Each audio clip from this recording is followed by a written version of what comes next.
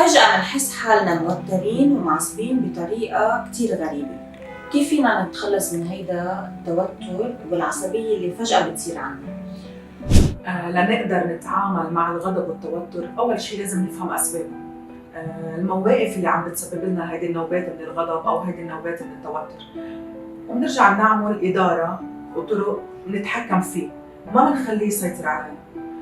أول نصيحة ممكن نعملها هي إنه نحن نهدي الجهاز العصبي خلال النوبة. كيف؟ إنه نعمل تقنية التنفس الحجابي اللي هي عبارة عن تنفس عميق لمدة 5 دقائق تقريباً. هيدا التمرين من التنفس بيعطي رسالة للدماغ إنه أنت بأمان وما في خطر عليك، وقتها جسمك بياخد حالة الاسترخاء. جربي تحكي مع حالك برواق لتظهري من هيدي الحالة وتقنع دماغك إنك منيحة. دربي حالك على التفكير الإيجابي، حاولي تاخدي عقلك لمطرح بعيد عن الشيء اللي عم يزعجك لحتى تحسي بالأمان.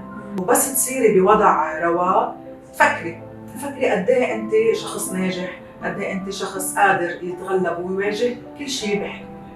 وبنرجع بنقول انه اكيد فينا نستخدم التدوين، بنكتب عن مخاوفنا اللي عم نحس فيها على الدفتر، بتكتبي الموقف اللي صار معك، الافكار، شو لازم اقول لحالي، قد ايه انا قلقان وغضبان، وهل هيدا الغضب هو صحيح ولا ناتج من خوف معين. بس تخلصي بهول الاسئله بتكتبي فقره قصيره عن هيدا الشيء اللي عم بتعيشيه.